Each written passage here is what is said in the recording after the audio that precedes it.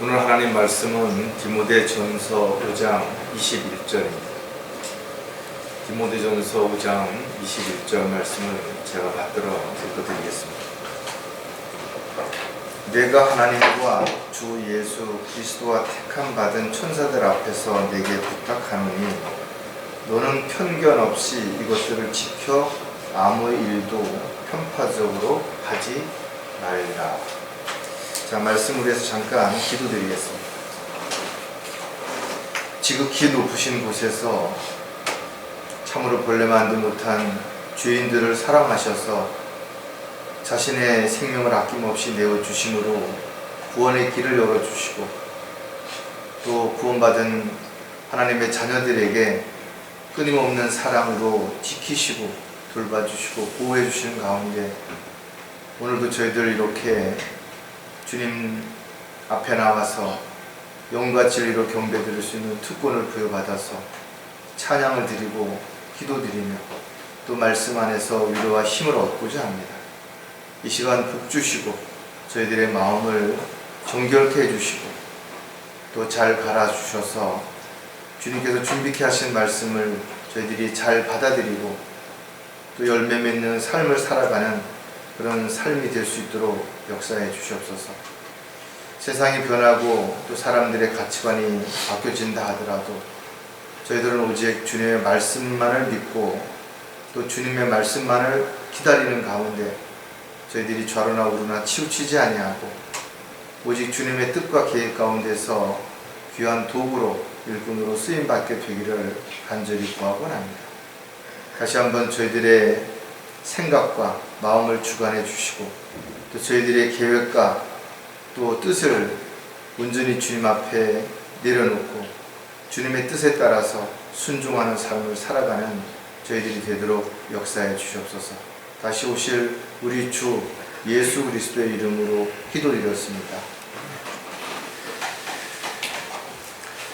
사람들마다 열심히 일을 하지만 그 일을 하는 목적은 좀 다를 수 있습니다. 어떤 사람들은 열심히 일을 해서 통장에 잔고가 늘어나는 것을 가장 큰 기쁨이라고 생각하며 사는 사람들이 있는가 하면 또 어떤 사람들은 열심히 일을 해서 또 번 돈으로 여행도 가고 맛있는 음식도 사 먹으면서 즐거워하는 사람들이 있습니다. 또 어떤 사람들은 폐지를 주셔서 불쌍하고 어려운 이웃을 도우면서 또 그것을 낙으로 여기고 살아가는 사람들도 있는 것이에요. 모두 자기 입장에서 보면 다른 입장에 있는 사람들이 어리석어 보이기도 하고 모모해 보이기도 하고 하찮아 보이길 수도 있을지 모르지만 그러나 모든 사람들이 다 나름대로의 어떤 의미를 가지고 그렇게 살고 있다는 것입니다. 여러분들은 여러분 스스로의 삶이 어떤 삶이라고 생각을 하는 것인가? 나 자신만을 위해서 사는 것인가? 아니면 가족을 위해서 사는 것인가? 아니면 주변에 있는 이웃을 위해서 내가 헌신하며 살아가는 것인가? 다 의미가 있겠죠. 사도 바울은 오늘 디모데에게 편지하면서 뭐라고 부탁했는가 하면 편견 없이 아무 일도 편파적으로 하지 말라 그랬어요. 편견이라는 말이 무슨 말이에요? 한쪽으로 치우쳐서 바라본다 이런 의미입니다. 사람이 어떤 선입견을 가지고 그 사람을 바라보면 그렇게 보일 수 있어요. 즉 검은 안경을 쓰고 보면 세상이 어두워 보이는 것이고 빨간 안경을 쓰고 보면 세상이 빨갛게 보일 수도 있다는 것입니다. 즉 내 입장, 내 생각, 내 삶의 어떤 기준을 가지고 다른 사람들을 바라볼 때 그것이 곧 편견이 될 수 있다는 거죠. 즉 이런 편견을 가지고 사람을 바라보게 되면 그의 삶이 편파적으로 그런 모습이라든지 말이라든지 행동이 드러나게 된다는 거죠. 즉 한쪽으로 치우쳐서 관역을 벗어난 그런 결과를 가져온다는 거죠. 사람들마다 바라는 것이 다르죠. 또 삶의 목적이 다른 것입니다. 그래서 너무 지나치게 한쪽만 생각을 하다 보니까 다른 한쪽을 전혀 생각하지 못하거나 아예 생각하려고 하지도 않는 그런 삶을 살 수도 있다는 거죠. 세상 사람들의 입장에서 보면 저와 여러분의 삶이 참 어리석을 것처럼 보여질 수도 있어요. 왜 저렇게 사는가? 100년도 못 사는 인생을 즐기며 살지, 왜 고난을 자초하며 사는가 하고 그렇게 비난할 수도 있을 것입니다. 또 저와 여러분의 어떤 계획과 목적을 그들이 알게 된다면 참으로 무모하다라고 생각할지도 모를 것이에요. 눈에 보이지 않는 것들을 바라보고 또 기다리고 또 그런 것에 의미를 두고 살아가는 저와 여러분들을 세상 사람들은 결코 자신의 잣대로 봤을 때는 이해할 수 없을 것이다. 특히 영적인 일들은 영적으로 거듭나지 않은 사람들은 알 수도 없고 이해할 수도 없다라는 것이에요. 그래서 저와 여러분이 영적인 삶을 살아가면 아주 가까운 가족들에게도 친구에게도 외면당하고 비난을 당할 수 있다는 것이죠. 구원받은 그리스도인이라고 해서 하루아침에 모든 게 달라지는 것이 아니죠. 구원받은 이후에도 끊임없이 하나님의 말씀을 통해서 양육을 받고 또 성장해 갈 때 그가 신실한 그리스도인으로 하나님의 귀한 사역들을 이뤄갈 수 있는 것이죠. 구원받은 이후에도 다시 세상으로 돌아간 사람이 얼마나 많이 있어. 구원받은 이후에도 하나님의 뜻을 거역하며 오히려 방해하며 살아가는 사람들도 얼마든지 있을 수 있다는 것이죠. 따라서 누구나 주님의 종으로서 신실하게 헌신하며 살고 있는 것인가? 그렇지 않다라는 사실을 우리가 다시 한번 생각해 본다면 오늘 바울의 권면을 통해서 우리도 다시 한번 자신을 돌아보는 계기가 될 수 있었으면 좋겠습니다. 오늘 설교 제목은 어떤 일도 편파적으로 하지 않으려면 어떻게 해야 될 것인가에 대해서 우리가 한번 생각을 해볼 것입니다. 그리스도인들은 끊임없는 믿음의 선한 싸움을 싸우고 달려갈 길을 마칠 때까지 누구도 장담할 수 없다 이거죠. 따라서 날마다 자신을 부인하고 십자가를 지는 삶이 지속되어야 되는 것이죠. 헌신된 삶을 살 수 있도록 그렇게 우리가 늘 마음을 다짐을 해야 된다 이거죠. 그렇게 살기 위해서 우리는 때로는 고난을 받기도 하고 시련을 견디기도 하고 어려움을 감수해야 되는 때도 얼마든지 있는 것입니다. 따라서 그리스도인들은 편견을 가지고 편파적으로 하지 않기 위해서 먼저 우리는 자신을 부인해야 되는 것이고 십자가를 져야 되는 것이고 그리고 시편 기자가 말했던 것처럼 화를 그치고 노여움을 버려야 되는 것이고 그리스도인이라고 왜 화나는 일이 없겠어요? 왜 속상한 일이 없겠냐라는 것이죠. 그러나 하나님의 사랑을 가지고 있다면 조금 더 너그럽게 이해하고 배려하고 기다려줄 수 있는 마음이 반드시 필요하다는 것. 또 솔로몬은 마음의 슬픔을 제하고 육체에서 악을 버리라 그랬대요.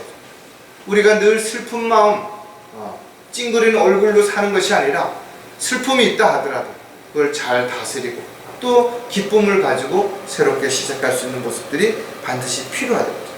사도 바울은 모든 신랄함과 분개와 분노와 고함 지르는 것과 욕설을 버리라 했어요. 또 분노와 성냄과 악의와 하나님을 모독하는 것과 입에서 나오는 추잡한 말을 버리고 허황된 말장난들을 다 버리라는 것이죠. 그리스도인들의 삶이 어떻게 살아야 되는지에 대한 부분들을 먼저 버리는 것에서부터 시작을 해야 된다는 겁니다. 우리 안에는 세상의 교육을 통해서 또 여러 가지 경험을 통해서 우리가 배운 많은 것들이 있지만 그 중에는 쓸모없는 것들, 불필요한 것들, 아니 반드시 버려야 할 것들이 너무나 많이 있다라는 것입니다. 우리가 먼저 버리지 않고는 좋은 것들을 우리가 받아들일 수 없어요. 그래서 사도 바울은 진리의 지식을 얻고 예수 그리스도를 알기 위해서 자신이 가지고 있었던 모든 지식들을 배설물처럼 버렸다라고 고백하고 있다. 또 늘 주님을 믿고 따르기 위해서 자신은 날마다 죽노라고 그렇게 고백하는 것이죠. 또 자신의 어떤 강한 것이 아니라 잘난 것이 아니라 오직 자신의 약함을 자랑할 때 비로소 성령의 능력으로 무언가를 할 수 있다는 것을 깨달았기 때문에 그는 오히려 자신의 약함을 감사했다라고 그렇게 말한다. 하지만 오늘날 많은 사람들은 무언가 잘되면 자신의 탓이지만 잘못되면 모두 다른 사람의 탓으로 돌리고 있다. 누구 때문에, 무엇 때문에 자신이 이렇게 됐다라고 불평하고 있다라는 것이죠.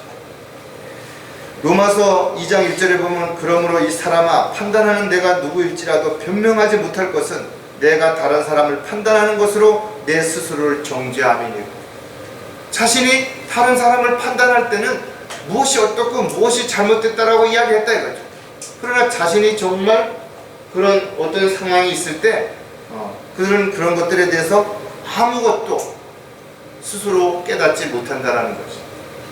따라서 남을 판단하기 전에 먼저 자신이 다른 사람들에게 혹여라도 걸림이 되지는 않는지, 또는 어떤 문제를 일으키고 있는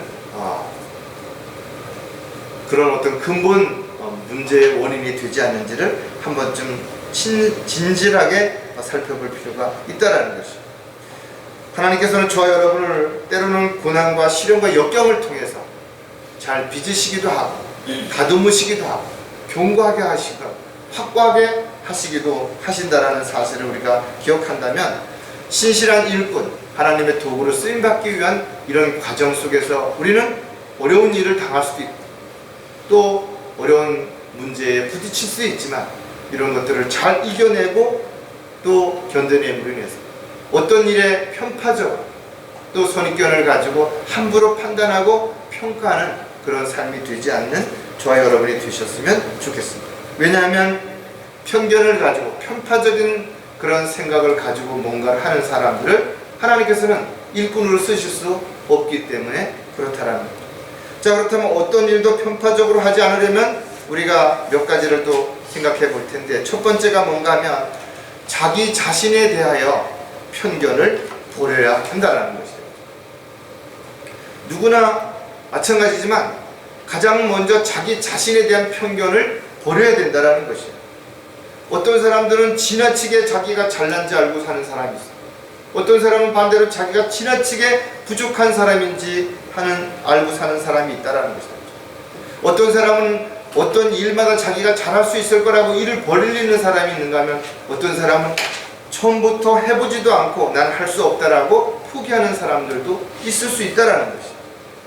때로는 긍정적인 삶이, 때로는 부정적인 삶이 그 사람을 어떤 결과로 이끄는지에 대해서 우리가 한 번쯤 진지하게 생각해 본다면 가장 먼저 나는 나 자신에 대해서 어떻게 판단하고 있고 어떻게 내 자신을 알고 있는 것인가를 알아보는 것이 가장 중요하다는 것이다.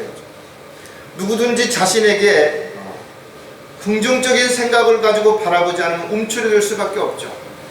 낙담할 수밖에 없을 것이고, 또 지나치게 자신을 부정적으로 생각하는 사람들은 아무 일도 할 수 없을 수도 있다는 것이. 따라서 어떤 것도 한쪽으로 치우쳐서는 안 된다는 것이다. 너무 지나치게 근심, 염려, 걱정에 얽매여서 사는 것도 잘못됐지만 지나치게 막연한 기대만 가지고 뭐든지 다 잘 될 것이라는 생각을 가지고 무모한 그런 도전을 한다든지 무모한 일을 벌리는 것도 합당하지 않다라는 것이죠. 의외로 많은 사람들이 스스로 편견을 가지고 살아간다라는 것을 우리가 한 번쯤 생각해 본다면 나 또한 나 스스로에게 어떤 편견을 가지고 살고 있지는 않은지를 다시 한번 생각해 볼 필요가 있다.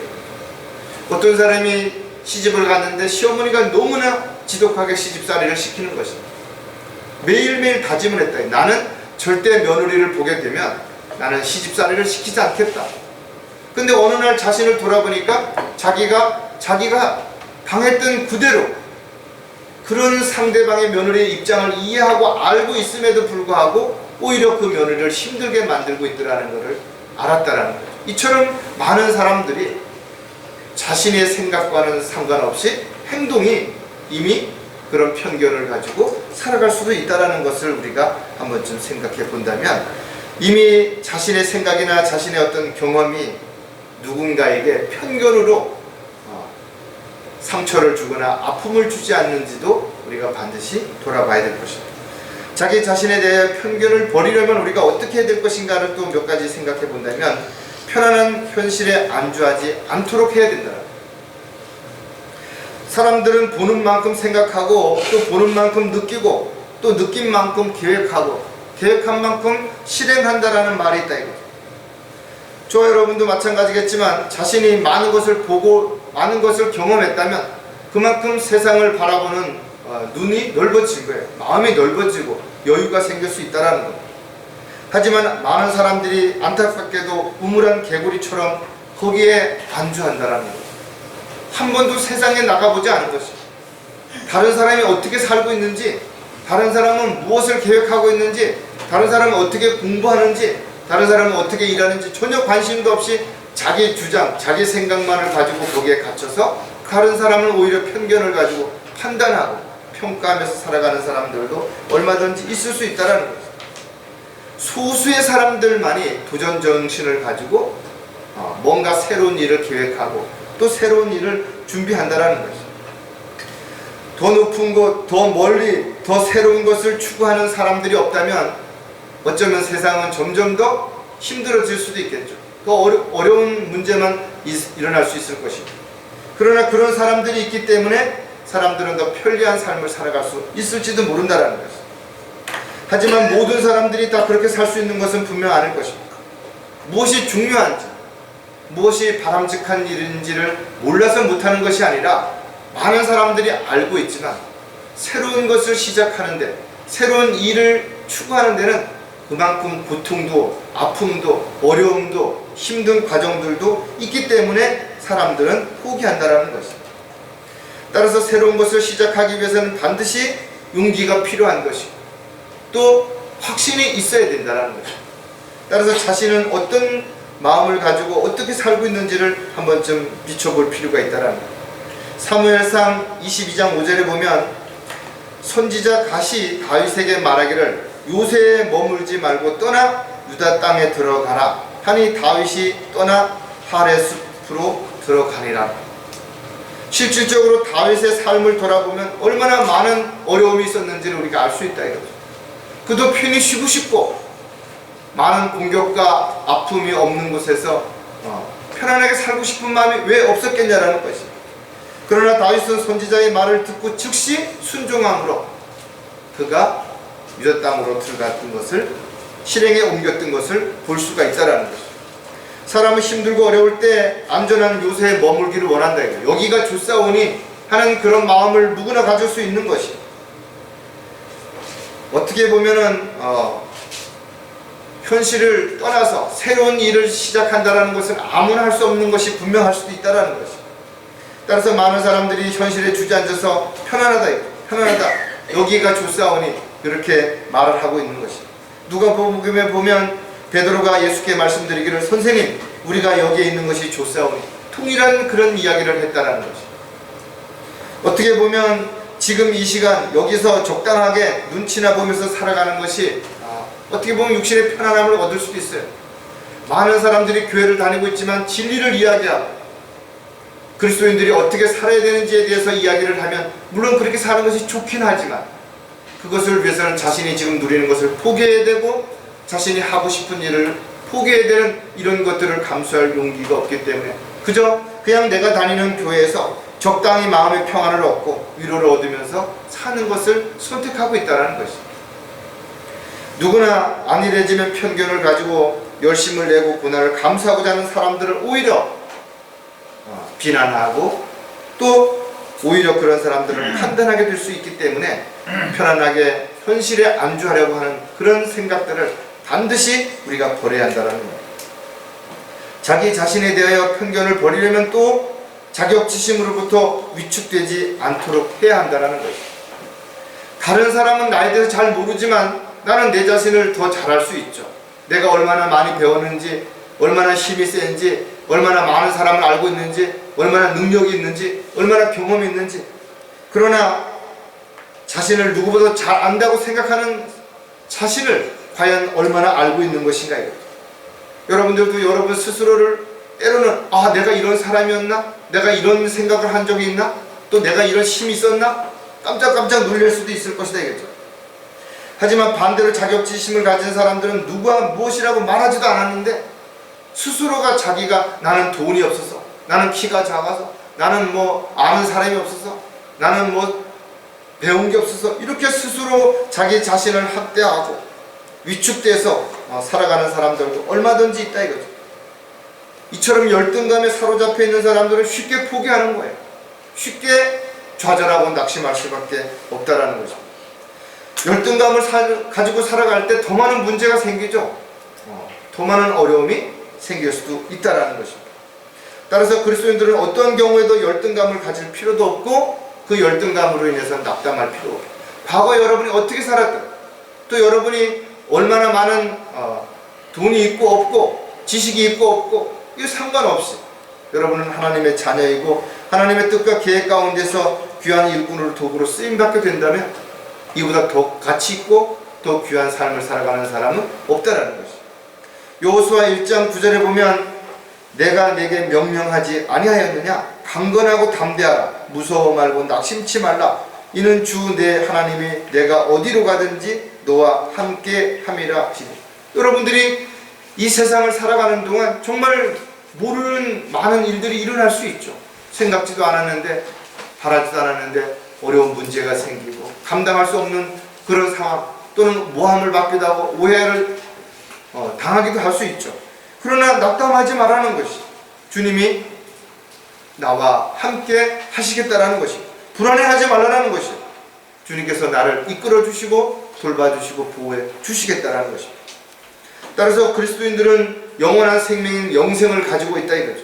또 언제 어디서든 주님께서 함께 하신다는 확신 가운데 있다면 여러분들이 어떠한 상황에서도 절대 좌절하지 말고, 사면이 다 적으로 가득하다 하더라도 주님은 반드시 거기서 나를 건져내실 것이고 돌봐주실 것임을 확신하는 가운데 있다면 여러분들은 위축하지 말고 오히려 힘을 내서 다시 일어서고 다시 앞으로 나아갈 수 있는 그런 삶이 반드시 되어야 된다. 사도 바울은 고린도 교회 편지하면서 이런 까닭에 우리가 낙심하지 아니하노라. 우리가 우리의 겉사람은 썩어질지라도 우리의 속사람은 날마다 새로워지나니. 여러분들이 말씀을 통해서 또 믿음을 통해서 더욱 성장해진다면 겉으로 드러나 있는 육신적으로는 쇠퇴할지라도 어려움을 겪는다 하더라도 오히려 여러분들이 말씀을 통해서 더 강해질 수 있고 더 견고해질 수 있기 때문에 그렇다라는 거죠. 따라서 그리스도인들은 서원을 행하다가 낙심하지 말아야 되는 거죠. 왜? 세상 사람 아무도 몰라준다 하더라도 그리스도의 심판석 앞에서는 반드시 행한 대로 갚아주실 것을 우리가 믿기 때문에 그렇다 했죠.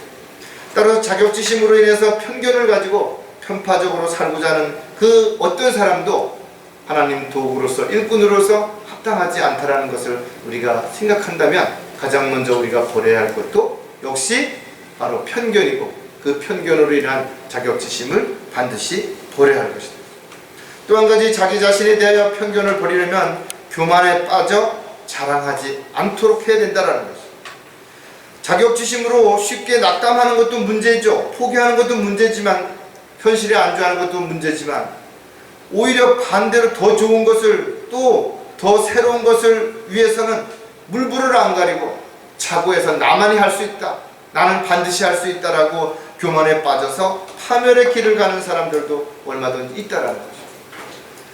그렇다면 사람들이 왜 교만해지는 것인가 이거죠. 그 이유는 간단하죠. 내가 너보다는 낫다라는 거죠. 힘도 세고 지식도 있고 경험도 많고 열정도 있고 뭔가 더 낫기 때문에 나는 더 잘할 수 있다라고 미리 그렇게 생각해버리는 것입니다.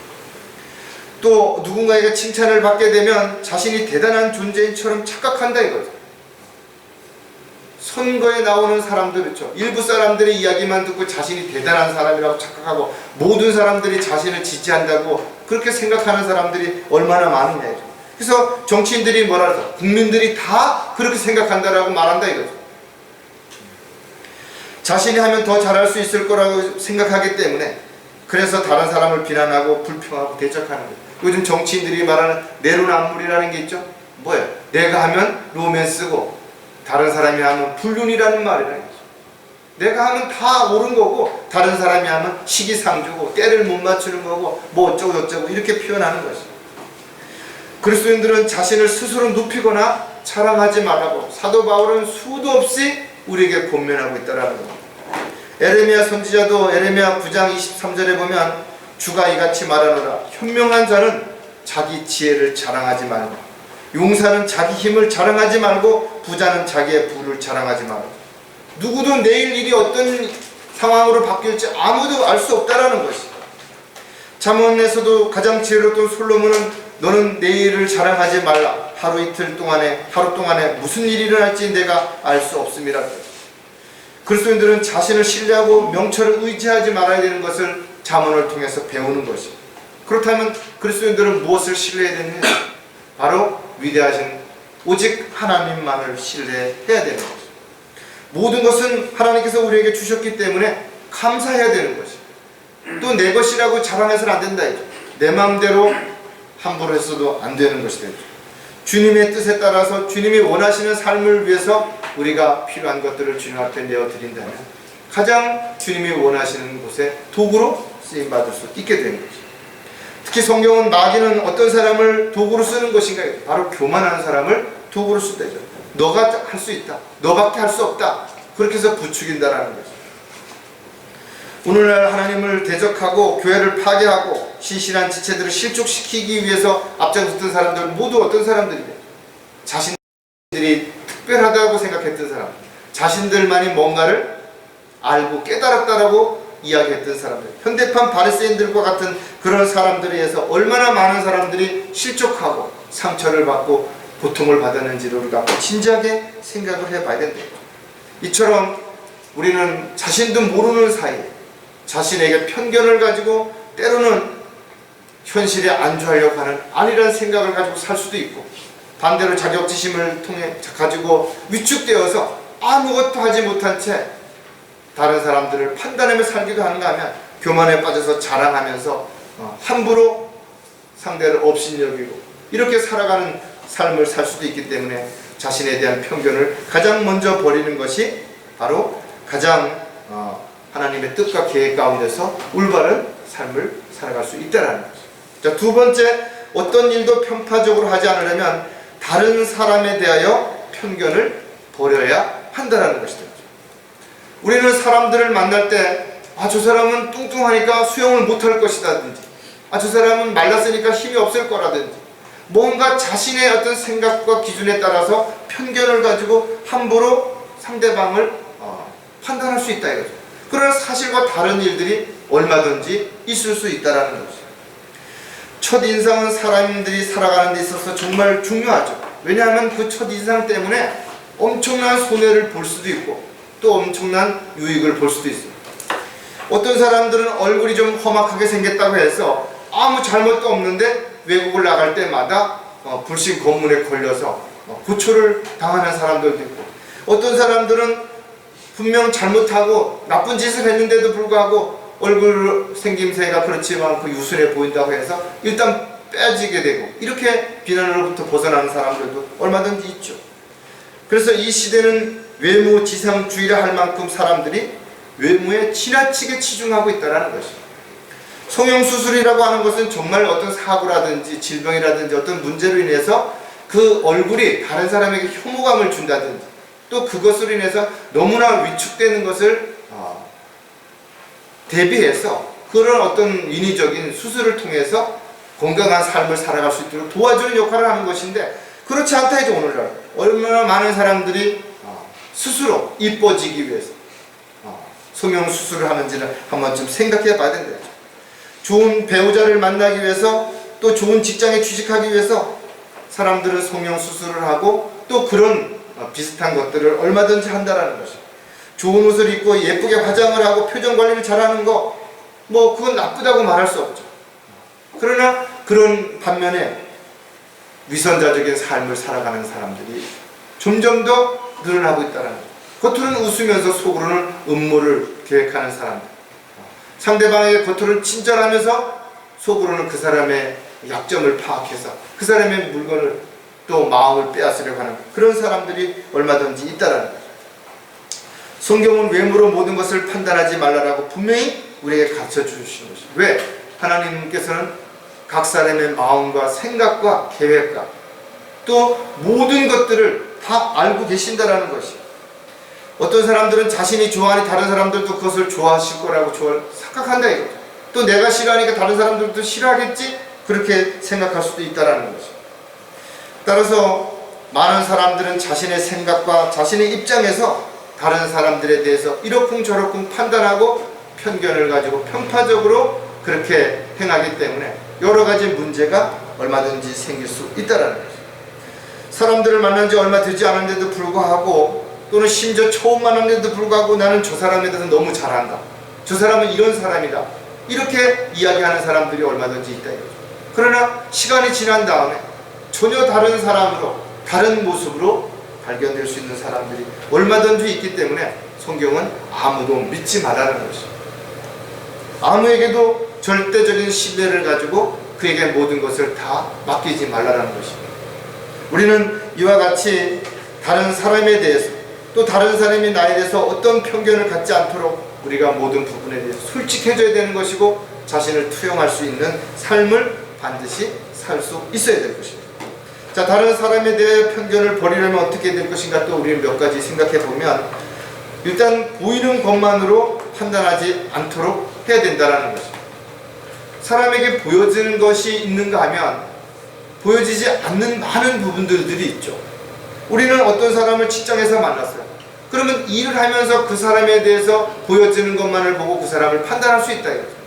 또 어떤 사람을 다른 어떤 동호회에서 어떤 취미 활동을 하면서 만났어요.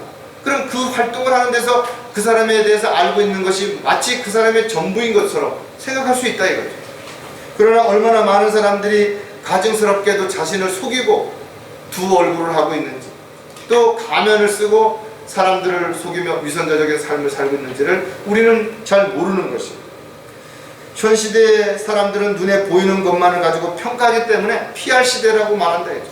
그래서 나는 이런 사람이고, 나는 이런 걸 할 수가 있고, 나는 이런 일을 했다라고 자랑하고 있고, 또 사람들은 그것을 가지고 아, 저 사람은 이런 사람이야, 아, 저 사람은 이런 능력이 있는 사람이야 라고 이야기한다는 것입니다.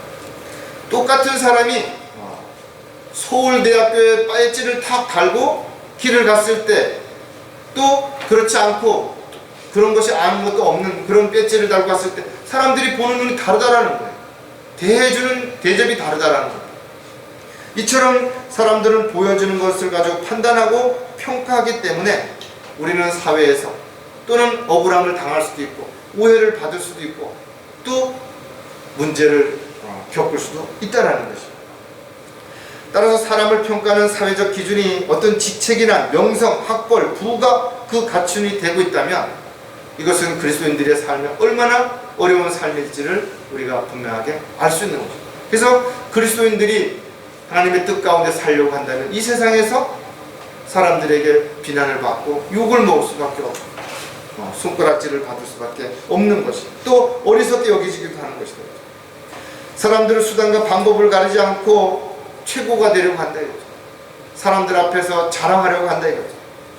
겉과 속이 다른 위선자들은 이 세상에서 칭찬을 받을 수도 있고 대접을 받을 수도 있다는 거예요. 사기꾼이, 거짓 목자가 오히려 사람들에게 존경을 받고 대접을 받는 것도 사실은 현실적으로 봤을 때 뭐 특별한 일이 아니라는 것입니다. 왜? 마지막 때는 사람들의 귀를 즐겁게 해줄 사람들이 따르게 될 것이에요. 그런 사람들에게 마음을 빼앗기게 된다 이거죠. 어떤 연예인들을 추종하고 따라다니는 팬들이 얼마나 많은 것인가요? 아무런 목적도 없이 그냥 좋은 거예요. 그냥 따라다니는 것이. 그냥 그가 좋아하면 자기도 좋아하고, 그가 사면 자기도 사고, 그가 맛있다고 하면 자기도 맛있다고 생각하며 살아가는 그런 사람들이 얼마나 많은 것인가요? 고린도 후서 4장 18절에 보면 우리가 바라보는 것은 보이는 것들이 아니요 보이지 않는 것들이라. 이는 보이는 것들은 잠깐뿐이지만 보이지 않는 것들은 영원하기 때문입니다. 교회 안에도 참으로 다양한 지체들이 있죠. 모두 소중하다. 모두 꼭 필요한 지체들이기 때문에 하나님께서 교회에 지체로 붙여주신 것입니다. 우리가 성경을 통해서 우리가 더 알 수 있는 것은 뿐만 아니라 몸에 더 약하게 보이는 지체들이 오히려 더 요긴하고 보이는 것보다 보이지 않는 것에 더 관심을 가지라는 것입니다. 우리는 겉으로 보는 것만을 가지고 함부로 판단해서는 안 된다. 그리스도의 심판석 앞에 섰을 때 우리가 깜짝 놀라는 일이 있을 것이다. 그것은 자신이 볼 때 아, 저 형제는 뭐 별로 하는 일도 없고 신실해 보이지도 않는데 막상 그리스도의 심판석 앞에서는 많은 상과 유혹을 받을 수도 있다는 거예요. 아, 저 형제는 대단한 믿음을 가진 사람이야. 뭔가 많은 일을 하는 것 같아. 그랬는데 정작 주님 앞에 서는 날 뭔가 내어놓은 것들이 다 불타 없어지고 아무것도 남지 않을 수도 있다는 것입니다. 눈에 보이는 것만을 가지고 편견을 가지고 그리스도인들은 절대로 판단하거나 편파적으로 어떤 대접을 하여서는 안 된다는 것을 우리는 성경을 통해서 끊임없이 배우게 되고 또 우리가 교훈으로 얻게 되는 것입니다. 다른 사람에 대해 편견을 버리려면 세상적인 기준으로 평가하지 않도록 해야 한다는 것입니다. 세상적인 방법으로 사람들을 놓고 평가하는 방법은 너무나 우리가 주변에서 쉽게 볼 수 있다 이거예요. 그 사람이 어떤 아파트에 사느냐, 어떤 차를 타고 다니느냐, 어떤 옷을 입고 다니느냐, 어떤 사람을 만나느냐, 그런 것을 가지고 쉽게 판단하고 평가한다 이거죠. 저 여러분이 지체들에 대해서 또 가족들에 대해서 다 알고 있는 것처럼 생각할 수도 있지만 사실 따지고 보면 그렇지 않은 것입니다. 저도 결혼한 지 35년이 지났는데 아직도 아내에 대해서 많이 아는 것이 없다 이거예요. 아니 어떨 때는 이 사람이 이런 면도 있었는가, 이런 것을 깜짝 놀랄 때도 있는 것이에요. 어떻게 보면 박사라고 하는 사람이 많은 지식을 가지고 있는 것처럼 보일 수 있을지 모르지만 그분은 그 분야에 대해서는 박사일지 모르지만 그 박사하기 위해서 열심히 공부하고 노력하는 동안 다른 것에 대해서는 전혀 모를 수도 있다는 것이다. 마찬가지로 내가 어떤 부분을 알고 있다고 해서 다른 사람들보다 더 많이 알고 있는 것처럼 그렇게 자랑해서는 안 되는 거예요. 내가 모르고 있다고 해서 나는 저 사람보다 모든 면에서 부족하다고 그렇게 생각해서도 안 된다는 것입니다. 골로새서 1장 9절에서부터 10절을 보면 이런 연유로 우리도 그것을 들은 날부터 너희를 위하여 기도하고 간구하기를 그치지 아니하노니 곧 너희가 모든 지혜와 영적 지각 안에서 그분의 뜻을 아는 지식으로 충만케 되어 주께 합당히 행함으로 모든 일에 기쁘시게 하고 선한 일마다 열매를 맺고 하나님을 아는 지식이 자라나며 사람들마다 성경을 공부하고 또 성경을 대하는 태도와 자세가 다른 것입니다. 어떤 사람은 10시간을 성경을 읽어도 성경을 단순하게 교훈적으로만 깨닫는 사람이 있는가 하면 어떤 사람은 단 10분을 성경을 읽어도 그 안에서 더 깊이 있게 진리의 말씀들을 배우고 또 깨달아서 그것을 즉시 실행에 옮기는 사람들도 얼마든지 있기 때문에 그런 것입니다. 따라서 우리가 모든 지혜와 영적 지각 안에서 주님의 뜻을 아는 충만함으로 자라지 않는다면 세상적인 지식이나 경험을 가지고 사람을 함부로 판단하는 그런 어리석은 삶이 돼서는 안 될 것이다. 또 어떤 지체들은 고난을 통해서 정말 하나님의 은혜와 사랑을 깊이 깨닫는 사람이 있어요. 또 어떤 사람들은 자신이 하나님이 주신 은사를 활용함으로 인해서 하나님의 은혜와 사랑 가운데서 또 힘을 얻는 사람이 있을 수도 있죠. 그러나 모든 사람들이 동일하지 않다는 것이. 그래서 어떤 사람은 이런 면을 더 깊이 알고 어떤 사람은 저런 면을 더 깊이 하는 것. 지체들도 마찬가지로 똑같은 성경 구절을 가지고 똑같이 교제를 한다 하더라도 어떤 형제는 그 구절 중에서 어떤 단어에 더 초점을 맞추고 또 어떤 문장에 대해서 더 초점을 맞추기 때문에 서로의 생각과 입장이 얼마든지 다르게 느껴질 수도 있고 다르게 평가될 수도 있다는 것이죠. 바울 사도는 그리스도를 아는 지식을 얻기 위해서 자신의 지식을 배설물같이 버렸다면 베드로는 은혜와 우리 주여 구주신 예수 그리스도를 아는 지식 안에서 늘 자라가라는 거죠. 세상적인 어떤 것으로 성장하는 것보다 하나님의 뜻과 지식 안에서 살아가는 영적인 성숙한 그리스도인들이 반드시 되어야 될 것입니다. 또 이것 또한 하나님께서 가장 원하시는 일 가운데 하나라는 사실을 우리가 기억한다면 우리는 날마다 배우는 자세, 더 겸손한 자세, 또 주님의 뜻과 은혜 가운데서 하나님의 말씀을 기준으로 해서 그런 삶을 살아가는 삶이 되었을 때 편파적으로 일하지 않는 그런 그리스도인이 될 수 있을 것이다. 다른 사람에 대하여 편견을 버리려면 또 어떻게 되는 것인가 하면 겉모습을 보고 결정하지 않도록 해야 한다는 것입니다. 하나님께서는 각 사람의 외모를 보시는 것이 아니라 그 사람의 마음의 중심을 보신다 그랬죠. 그래서 사람들이 어떤 마음을 가지고 어떤 계획을 세우는지 어떤 걸음을 가고 있는지를 다 아시기 때문에 하나님께서는 그 사람 각 사람에 대한 계획들을 가지고 평가하고 판단하실 수 있다는 것입니다. 에베소서 6장 9절에 보면 또 주인들아 너희도 그들에게 동일하게 행하고 위협을 그치라. 이는 너희의 주인도 하늘에 계시며 그분은 사람을 외모로 판단하지 않으심을 너희가 압니다. 그러니까 자신이 높은 위치에 있다면 자신의 밑에 있는 사람들을 어떻게 대해야 되는지에 대한 부분을 여기서 가르쳐 주는 거예요. 또 반대로 종들아 주인에게 하기를 어떻게 하라 그랬어요? 죽게 하듯 하라는 거예요. 모든 일을 죽게 하듯 하라. 낮은 위치에 있는 사람은 자신이 높은 사람 앞에서 어떤 자세로 살아가야 되는지를 또 우리에게 가르쳐 주는 것입니다. 이처럼 자신이 높은 위치에 있든 낮은 위치에 있든 간에 사람을 외모로 평가하고 판단하는 것이 아니라 그 사람의 마음에 어떤 것을 가지고 살아가는지를 말씀을 통해서 분명하게 알고 거기에 합당한 삶을 살아갈 수 있는 저와 여러분이 반드시 되어야 될 것입니다. 잠언 28장 21절에도 보면 사람의 외모를 존중하는 것은 좋지 않으니 이는 한 조각 빵을 위해서도 그 사람을 범죄하기 때문입니다. 여러분들이 볼 때 잘생기고 멋있는 그런 연예인들을 볼 때 참 저 사람들은 순해 보이고 착해 보이고 그러죠. 그런데 그런 사람들도 여전히 어떤 사건에 휘말리기도 하고 사건의 중심에 서서 오히려 세상 사람들보다 더 악한 행동을 하는 사람들도 일어난다. 정치인들, 교수들 마찬가지다 이거예요. 따라서 사람을 처음 만났을 때 그 외모가 호감을 주기도 하고 좋은 어떤 이미지를 통해서 관심의 표명이 될 수도 있죠. 그러나 사람은 지내다 보면 그 사람이 어떤 사람인지를 알게 된다 이거죠. 특히 어렵고 힘든 상황에 부딪혔을 때 비로소 이 사람이 이런 사람이었구나 라는 것을 더더욱 알게 되는 거죠. 왜? 힘들고 어려운 상황에 처하게 되면 자신의 본심이 속내가 드러나기 때문에 그렇습니다. 그래서 우리가 같이 어려움을 겪어본 사람, 같이 힘든 상황에 처해 본 사람, 영적 전쟁을 같이 겪어본 사람을 통해서 우리는 이런 사람이었구나라는 것을 그때 비로소 더 확실하게 알 수 있게 되는 것입니다. 아무리 겉으로는 위선적인 삶을 살아간다 하더라도 이런 어떤 상황이 되면 그 사람의 실체가 드러나기 때문에 그렇다는 거죠. 따라 저와 여러분은 무엇보다도 겉모습을 보고 판단하기보다는 영적인 분별력을 가지고 늘 기도하는 가운데 성령님을 통해서 또 진리의 말씀을 통해서 정확하게 판단하고 평가하는 그런 그리스도인들로서 편파적이지 않는 삶을 반드시 살아야 될 것이죠.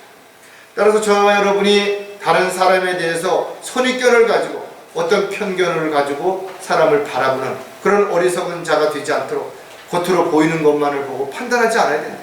또 세상적인 기준을 가지고 평가하거나 겉모습을 가지고 이 사람이 이럴 사람이다 저럴 사람이다 하고 결정하는 어리석은 그리스도인의 삶이 되지 않도록 해야 될 것입니다.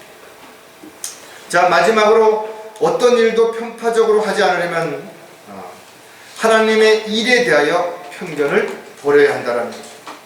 하나님은 사랑이시기 때문에 내가 죄를 지어도 하나님은 자비로우심으로 인해서 나를 사랑으로 감싸주시고 또 기다려주시고 도와주실 것이라고 착각한다 이거죠. 하지만 하나님은 공의 하나님이신 것이 내가 잘못할 때도 잘할 때도 내가 주님을 위해서 헌신할 때도 주님의 뜻과 생각에서 벗어날 때도 주님은 늘 보고 계시고 늘 함께 하신다는 생각을 절대로 잊어서는 안 되는 것이. 하지만 어리석은 사람들은 내가 잘할 때만 주님이 보시는 것이 내가 주님을 위해서 헌신할 때만 주님이 나를 보고 계신다라고 착각한다는 것입니다. 따라서 내가 무엇을 결정하고 실행하는 데 있어서 그 동기도 과정도 주님은 다 알고 계시는 것입니다. 내 생각이 나빴다면 동기가 나빴다면 그 결론이 어떠하든 간에 하나님 보시기에는 가증스러운 삶이 되는 것입니다. 성공했으면 성공했을수록 그것은 하나님 보시기에 어리석은 삶이 되는 것입니다. 왜? 하나님의 뜻에서 벗어났기 때문에 그렇다는 겁니다. 따라서 저와 여러분은 어떤 일도 주님의 뜻과 계획에서 벗어나서 자신의 생각과 자신의 방법으로 행하려고 하는 어리석음을 버려야 된다 이거죠.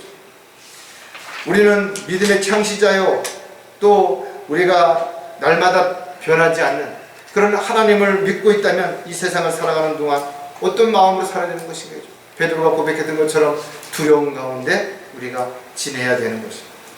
때로는 하나님의 생각과 나의 생각이 전혀 다를 수 있다는 생각을 한다면 내가 무엇을 결정하고 실행하는 것이 아무리 좋은 것이라 하더라도 정말 하나님께서도 그렇게 생각하시는지 그렇게 원하시는지를 충분히 기도하고 점검하지 않으면 우리가 얼마든지 자기 자신에게 속을 수도 있다는 거예요. 또 사람들에게 속을 수도 있다는 것을 우리가 반드시 기억해야 될 것이에요.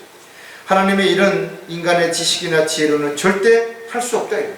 따라서 하나님의 일을 하려고 한다면 먼저 내가 무엇을 하고자 하기 전에 주님께서 정말 그것을 나에게 맡기셨는지, 또 지금 그것을 나에게 원하시는지를 반드시 물어야 되는 것이고, 주님의 원하는 뜻에 따라서 순종하는 삶이 반드시 되어야 될 것이고, 따라서 무엇을 어떻게 하며 살았든 반드시 주님은 그 행한 대로 갚아주신다라는 것을 우리가 기억한다면, 내가 헛되게 쓸데없는 일에 마음을 뺏기고 시간을 낭비하는 어리석은 삶을 살지 않기 위해서 매 순간 우리는 주님께 물어야 될 것이고, 매 순간 주님의 뜻을 확인해 봐야 될 것이 분명하다.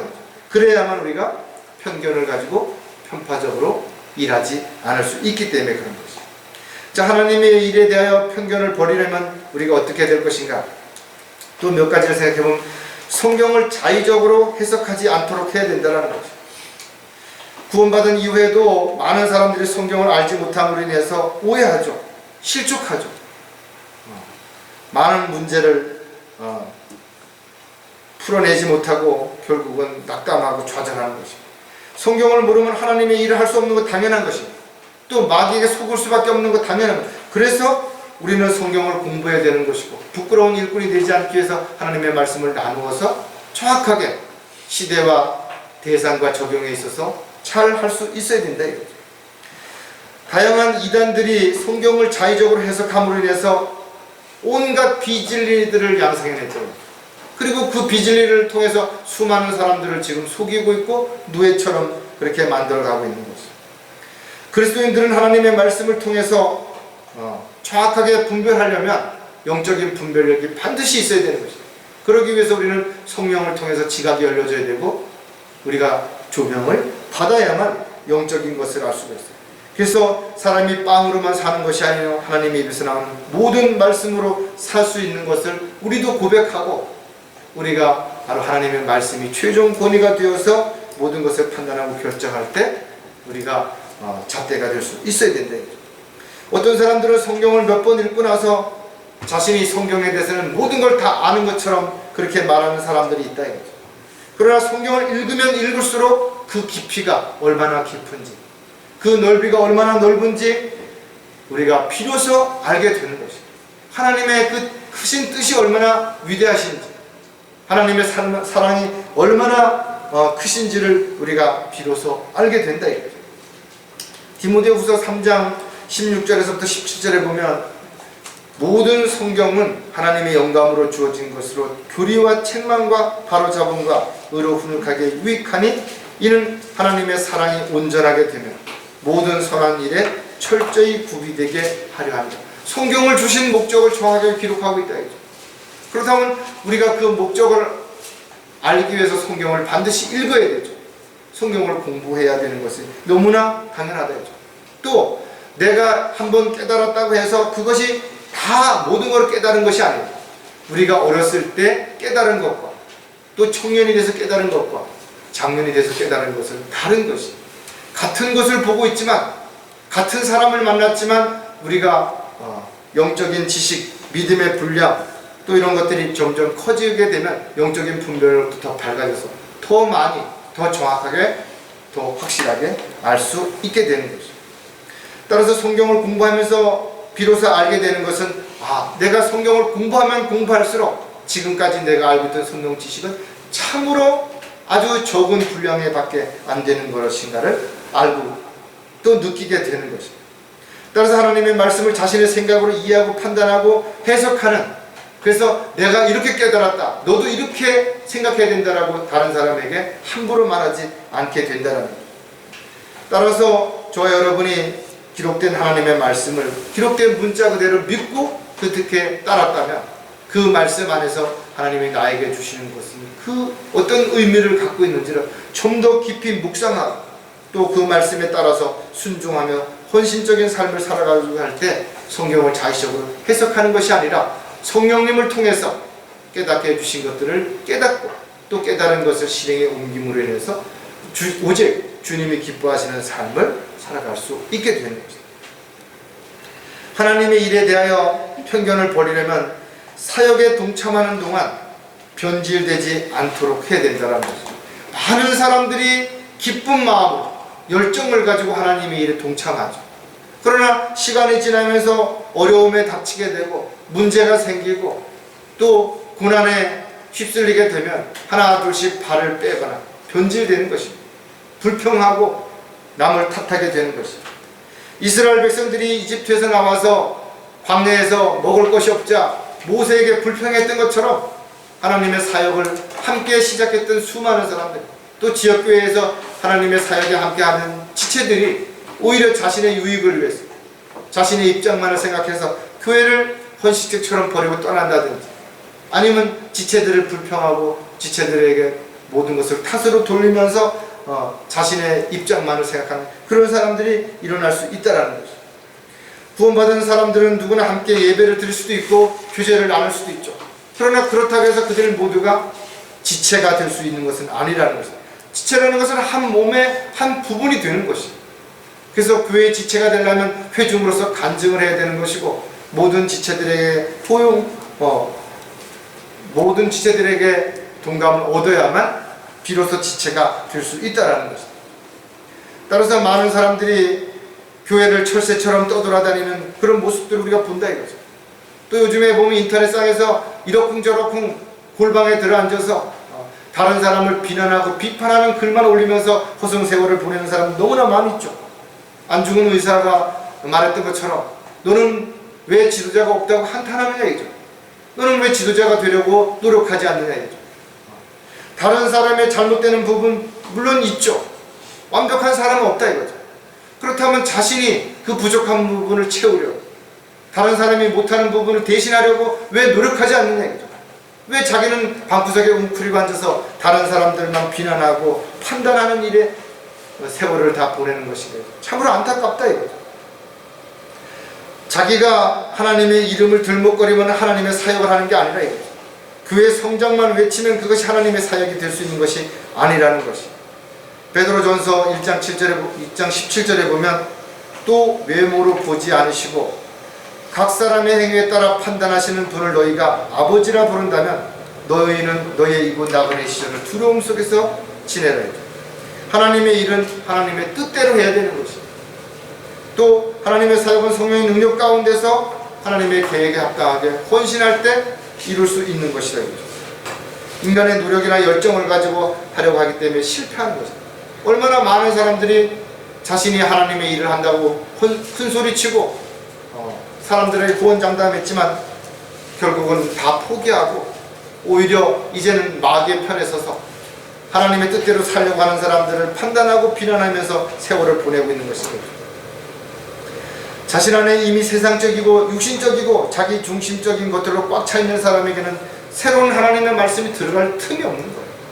그래서 우리는 사도 바울처럼 먼저 버릴 수 있고 하나님의 말씀을 받아들일 수 있는 준비가 되어 있는 것입니다. 사람은 힘들 수 있고 어려운 일이 닥칠 수 있죠. 그러나 절대로 변질되면 안 된다. 그래서 우리의 마음을 날마다 씻어내야 되는 거죠. 우리의 생각을 날마다 말씀의 물을 통해서 점검해 볼 필요가 반드시 있다 이거죠. 저와 여러분은 신앙생활을 통해서 끊임없이 주님을 사랑하고 또 주님의 뜻과 계획 가운데 헌신하는 모습들이 바로 지체들 앞에서 사역을 이루어가는 동안 끊임없이 변질되지 않고 간증으로 또 성령의 열매로 드러날 수 있어야 되는 것이 반드시 필요합니다. 하나님의 일에 대하여 편견을 버리려면 영적인 분별력이 흐려지지 않도록 해야 된다는 것입니다.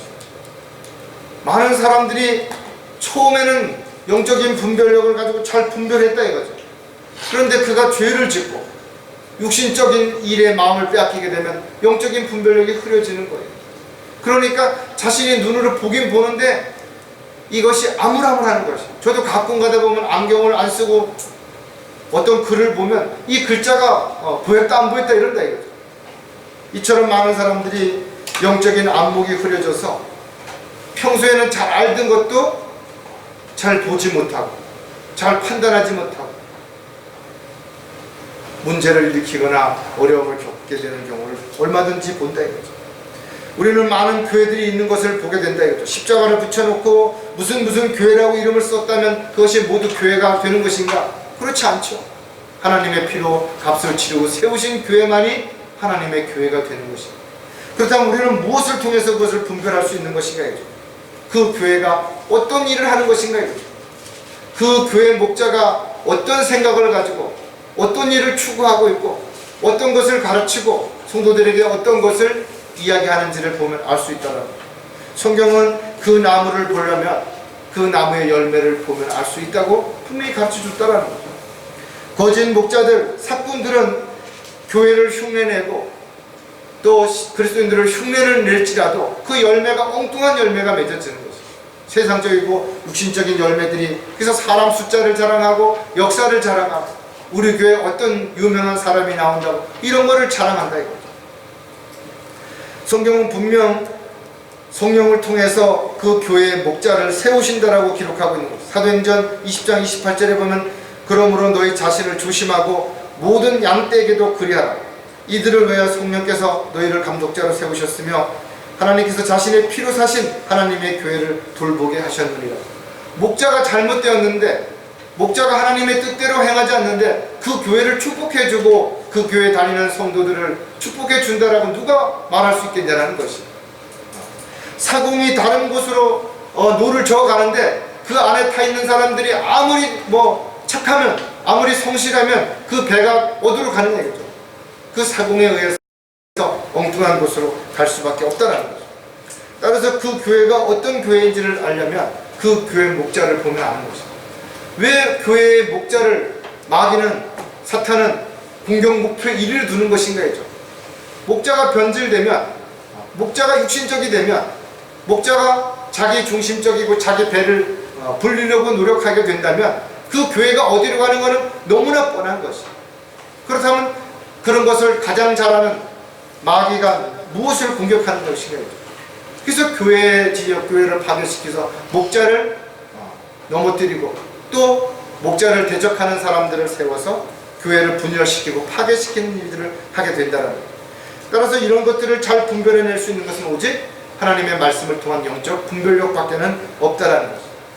따라서 하나님의 피로 세우신 교회의 지체라면, 성도라면, 또 목자라면 그 모든 것이 하나님의 뜻과 계획 가운데서 행하고 있는지를 분명하게 열매를 통해서 보아야 되는 것이고, 또 그 열매들이 아름다운 열매를 맺어진다면 더 헌신하고 더 열심을 내서 자신으로 하여금 다른 지체들을 세워주고 섬기고 배려하는 그런 가운데서 교회가 하나가 되고 또 강력한 힘을 발휘할 수 있는 강성한 교회가 될 수 있다는 것입니다.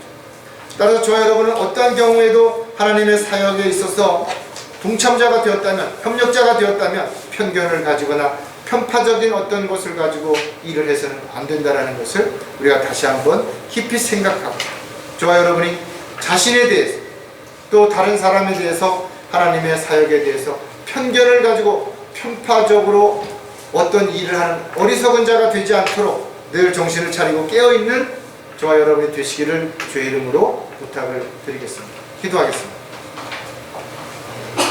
하나님 아버지, 오늘 저희들에게 주신 말씀을 저희들이 다시 한번 마음판에 잘 새기고 가장 먼저 자기 자신을 돌아보는 가운데 편파적인 어떤 생각을 가지고 또 편견을 가지고 선입견을 가지고 무언가를 판단하고 결정하지 않는지를 다시 한번 점검하는 계기가 되게 도와주시옵소서. 또 저희들이 가지고 있는 지식과 경험과 또 입장에서 다른 사람을 나의 가치관 또 나의 어떤 수준에 따라서 편견을 가지고 판단하고 평가하는 어리석은 자가 되지 않도록 또한 정확하게 말씀을 통해서 올바른 분별력을 가지고 바라볼 수 있도록 인도해 주시옵소서. 무엇보다도 하나님의 일에 있어서 하나님이 세우신 또 하나님께서 이끌어 가시는 하나님의 도구요 일꾼들을 협력자로 동역자로 섬기고 배려하고 사랑하는 가운데 함께 합력하여 손을 이루어갈 수 있는 그런 형제 자매들이 될 수 있도록 역사해 주시옵소서. 다시 오실 우리 주 예수 그리스도의 이름으로 기도드렸습니다.